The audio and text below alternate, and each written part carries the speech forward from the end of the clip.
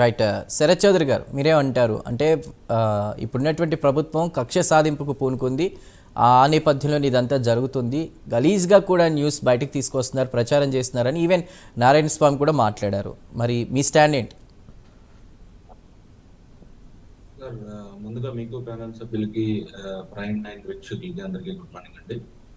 ఇక్కడ liquor scam అనేది జరిగిందా జరగలేదా అనేది మనం కొన్ని కథనాలను బట్టి చూసినా, లేదు అని అంటే వాళ్ళు చేసిన అకృత్యాలు గత ప్రభుత్వంలో ఉన్నప్పుడు ఏ విధంగా చేశారనే దాన్ని చూస్తే క్లియర్ గా అర్థమవుతుంది. ఇప్పుడు 2 ఛార్జ్ షీట్లు క్లియర్ గా మెన్షన్ చేశారు. 2 ఛార్జ్ షీట్లలో చూస్తే ఫస్ట్ ఎప్పటి నుంచో ఆంధ్రప్రదేశ్ రాష్ట్రం ఏర్పడినప్పటి నుంచి సీటెల్ సాఫ్ట్వేర్ అనేది ఒకటి ఉంది. ఆ సీటెల్ సాఫ్ట్వేర్ ని తీసేసేసి మాన్యువల్ గా ఎందుకు ఎంట్రీని చేసుకోవాల్సి వచ్చింది అని అనేది ఒక ప్రశ్న అయితే, రెండోది వచ్చేసరికి ఎప్పటి నుంచో ఉన్న ఫేమస్ బ్రాండ్స్ రాయల్ ఛాలెంజ్ కావచ్చు, లేదు అంటే మెక్డోవల్స్ కావచ్చు, ఇక్కడ బడ్వైజర్ బీట్స్ కావచ్చు, లేదు అని అంటే కింగ్ ఫిషర్ కావచ్చు, వీటన్నిటిని ఇట్లాగా ఎన్నో ఫేమస్ బ్రాండ్స్ అని కాదని చెప్పి ఒక ఊరు పేరు లేని బ్రాండ్స్ ని ఎవరు తీసుకొచ్చారు, వాళ్ళకి అనాచిత లబ్ధి ఏ విధంగా పొందేటట్లుగా చేశారు. దగ్గర దగ్గర 1200 కోట్లు ఆ బ్రాండ్స్ కి మాత్రమే. ఇప్పుడు ఆదాన్ డిస్టిలరీస్ అని, లీలా డిస్టిలరీస్ అని రెండు పేపర్ డిస్టిలరీస్ ని తీసుకొచ్చారు. వాళ్ళకి ఎక్విప్మెంట్ కానీ, లేదు అని అంటే మ్యానుఫ్యాక్చరింగ్ యూనిట్స్ కానీ ఏం లేవు.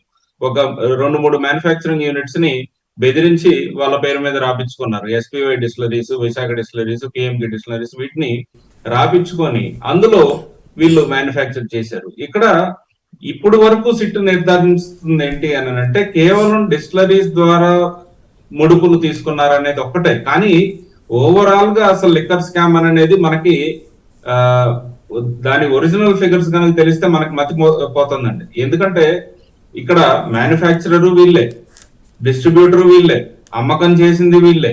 సో ఈ విధంగా కేవలం వీళ్ళు బయటకు చూపించింది మాత్రమే 1,06,000 కోట్లు వీళ్ళు అమ్మకాలు చూపించారు. కాకపోతే మనకి అందులో 98 లక్షల కోట్లు దగ్గర దగ్గర కేవలం క్యాష్ ట్రాన్సాక్షన్స్ తీసుకున్నారు.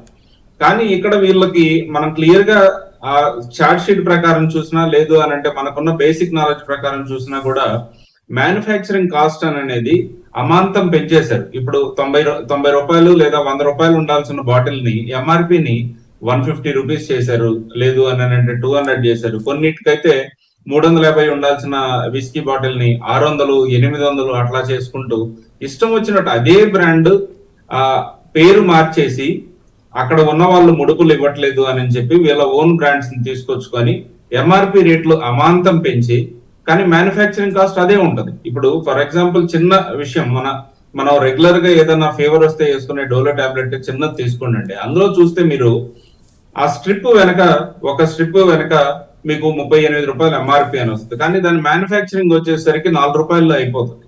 అలాగనే ఇక్కడ వీళ్ళు చేసింది కూడా ఏంటంటే ఒక ఇథైల్ ఆల్కహాల్, మెథైల్ ఆల్కహాల్, ఒక స్పిరిట్, కలర్ ఏజెంట్, ఇవన్నీ కలుపుకొని ఏ విధంగా ఒక 20 రూపాయల కంటే ఎక్కువ దాటదు. అలాంటి దాన్ని నేను రావటంతో మద్యపానం చేస్తాను అని చెప్పిన అప్పటి ప్రభుత్వం నాయకులు ఆ తర్వాత మద్యపానం అనేది చెయ్యకపోగా కాస్ట్లు అమాంతం పెంచి అక్కడ ఉన్న రెగ్యులర్ గా ఆ మద్యం తీసుకునే వాళ్ళకి ఏ విధంగా ఆరోగ్య సమస్యలు వచ్చేటట్లుగా చేశారు. లివర్ కానీ, కిడ్నీలు కానీ ఏ విధంగా ఫెయిల్యూర్ అయినాయి అనేది మొన్న కాక్ నివేదిక కూడా ఇచ్చింది. అందులో క్లియర్ గా ఆల్మోస్ట్ 30,000 మంది పైగా ప్రాణాలు కోల్పోయారు. దీనివల్ల ఎంత ప్రాణ నష్టం జరిగింది, ఏ విధంగా వీళ్ళు ఈ కుట్రలో పాల్గొన్నారు అనేది మనకి క్లియర్ గా ఎస్టాబ్లిష్ అవుతుంది. ఇప్పుడు ఇక్కడ నారాయణ స్వామి గారి విషయమే తీసుకోండి. ఆయన అప్పటి ఎక్సైజ్ శాఖ మంత్రి, కానీ తనకి కేవలం ఆయన కూడా ఇక్కడ పేపర్ డిస్టిలరీస్ ఎలాగైతే పెట్టారో ఆయన కూడా ఓన్లీ పేపర్ మీద మాత్రమే మంత్రి. ఆయనకి ఏమీ తెలియదు. ఆయనకి ఏమీ తెలియకపోగా ఇక్కడ మొత్తం కథంతా వెనక నుంచి నడిపిన వాళ్ళు ఎవరున్నారు అని అంటే రాజకేశ్ రెడ్డి కావచ్చు, విజయసాయి రెడ్డి, మిథున్ రెడ్డి. ఇప్పుడు విజయసాయి రెడ్డి గారు ఆదాన్ డిస్టిలరీస్ కి మళ్ళీ ఫండింగ్ కూడా ఒక 100 కోట్లు ఫండింగ్, ఒకసారి 60 కోట్లు, ఇంకోసారి 40 కోట్లు ఇచ్చేటట్లుగా ఏ విధంగా హైదరాబాద్ లో కూర్చొని డిస్కషన్స్ ఒకసారి అయినాయి. తర్వాత ఇక్కడ విజయవాడలో ఏ విధంగా డిస్కషన్స్ చేసుకొని వాళ్ళకి డబ్బులు సమకూర్చారు అనేది క్లియర్ గా చెప్తున్నారు. ఇక్కడ ఎక్కడా కూడా సిట్ గానీ రాష్ట్ర ప్రభుత్వం గానీ కక్షపూరితంగా వ్యవహరించే పరిస్థితి ఏది లేదండి. మేము ఇప్పుడు మనం డీల్ చేస్తున్న వ్యక్తులు ఎవరు అంటే ఆర్గనైజ్డ్ క్రిమినల్స్. వాళ్ళేమి ఈ రోజు క్రైమ్ లోకి వచ్చిన వాళ్ళు కాదు. వాళ్ళు దశాబ్దాల కాలం నుంచి క్రిమినల్ హిస్టరీ ఉన్న వాళ్ళు. మోరోవర్ వాళ్ళకి ఏ విధంగా ఎట్లా చేస్తే మనం దొరకకుండా ఉంటాము అనే అన్ని విషయాలు తెలిసిన వాళ్ళు.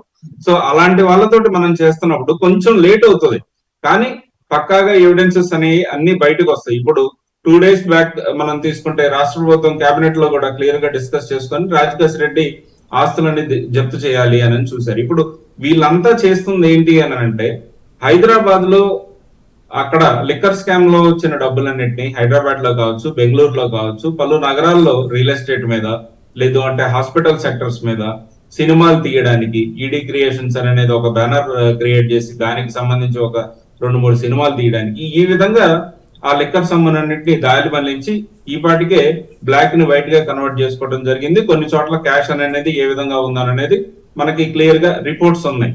ఎక్కడా కూడా మనం కక్షపూరితంగా చేయాలి అని అంటే గవర్నమెంట్ వచ్చిన 10-15 రోజుల్లో మొత్తం ఎవరెవరైతే మనకి ప్రాబ్లమాటిక్ క్యారెక్టర్స్ ఉన్నారో వాళ్ళందరినీ ఎత్తి లోపలేసేస్తే అయిపోతుంది. కానీ ప్రజల ముందు పక్క ఆధారాలతోటి దోషులుగా నిలబెట్టాలి అని చెప్పేసి ఇన్వెస్టిగేషన్ ప్రాపర్ వేలో మనం తీసుకెళ్తున్నాము. దానికి నారాయణ స్వామి ఆ ప్రశ్నలు సిట్ అధికారులు అడిగిన తర్వాత మీడియాతో మాట్లాడితే ఆయన ఒకటే చెప్పారు, నేను ఆ డిపార్ట్మెంట్ని డీల్ చేశాను కాబట్టి నన్ను పిలిచి ఏదో నార్మల్గా క్వశ్చన్స్ వేశారు తప్ప నేను నేరం చేసినట్టు కాదు, అక్కడ చాలామంది వైసీపీ కీలక నేతలు ఉన్నట్లు కాదన్నట్టుగా ఆయన మాట్లాడారు. దాన్ని ఏ విధంగా చూడాలి? నారాయణ స్వామి గారు చెప్పింది క్రిస్టల్ క్లియర్ గా కరెక్ట్. ఎందుకంటే ఆయన ఆ టైంలో మినిస్టర్ గా ఉన్నారు కాబట్టి మాత్రమే తన ఎంక్వైరీ చేశారు, కానీ సిట్టు వారి దగ్గర కూడా పూర్తి ఇన్ఫర్మేషన్ ఉంది. నారాయణ స్వామి జస్ట్ ఒక పపెట్, అక్కడ ఉన్న గవర్నమెంట్ లో జస్ట్ ఒక రబ్బర్ స్టాంప్ లాంటి వ్యక్తి. అతనికి ఏ విషయం తెలియదు. అతన్ని సైడ్ చేసి మిగిలిన అన్ని ఎవరెవరైతే ఈ కేశ్ రెడ్డి కావచ్చు, చాణక్య కావచ్చు, మిగిలిన వాళ్ళు వీళ్ళ అఘాయిత్యాలు ఏ రేంజ్కి వెళ్ళినాయి అని అంటే ఐఐటిలో చదువుకున్న వ్యక్తులను కూడా తీసుకొచ్చి ఈ స్కామ్ లో పాల్పడేటట్టుగా చేసుకొని ఇక్కడ కొంతమంది వ్యక్తులకైతే డైరెక్ట్ గా నువ్వు ఏదైనా స్టార్ట్అప్ పెట్టాలి అని అంటే మీకు ఫండింగ్ కూడా మేమే ఇస్తాము అని చెప్పి పలు చోట్ల స్టార్ట్అప్ అన్ని క్రియేట్ చేపించి ఆ విధంగా వాళ్ళ షేర్స్ అన్ని వాళ్ళ కంపెనీల్లో వీళ్ళు కొనుక్కొని ఇట్లా స్కామ్ అనేది చాలా ఆర్గనైజ్డ్ గా చేశారు. ఇప్పుడు మనం రీసెంట్ గా చూసినా కూడా హైదరాబాద్ లో రంగారెడ్డి ఒక ఫామ్ హౌస్ లో ఏ విధంగా ఒక 12 బాక్సుల్లో 11 కోట్ల విలువైన క్యాష్, ఇంకొక బాక్స్ లో ఏ విధంగా డాక్యుమెంట్స్, కీలకమైన డాక్యుమెంట్స్ దొరికాయని అనేది చూసాం. అదే విధంగా అక్కడ చెవిరెడ్డి భాస్కర్ రెడ్డికి సంబంధించిన వ్యక్తి ఏ విధంగా డబ్బులు లెక్క పెడుతూ చూశాడు. అన్నిటికీ ప్రూఫ్స్ ఉన్నాయండి. కాకపోతే ఏంటంటే ఇప్పుడున్న పరిస్థితుల్లో ప్రూఫ్లు బయటికి వదలకూడదు. సిట్ ఇన్వెస్టిగేషన్ జరుగుతుంది, కంప్లీట్ అయ్యింది అని అంటే ఆటోమేటిక్ గా పబ్లిక్ డొమైన్ లోనే పెట్టేస్తారు. కోర్టుకు సబ్మిట్ చేసిన తర్వాత పబ్లిక్ డొమైన్ లో ఉంటాయి, అందరూ చూసుకోవచ్చు. కానీ ఇప్పుడు ప్రూఫ్స్ అయ్యి బయటికి రాకుండా మాక్సిమం జాగ్రత్త పడుతున్నారు. ఖచ్చితంగా ఇందులో అంతిమ లబ్ధిదారులు ఎవరైతే ఉన్నారో వాళ్ళందరికీ సంబంధించిన ప్రూఫ్స్ కూడా సిట్ దగ్గర ఉన్నాయి. ఖచ్చితంగా ఇప్పుడు మినిస్టర్ వంతు అయిపోయింది అని అన్నప్పుడు ఆ తర్వాత వచ్చేది అప్పుడు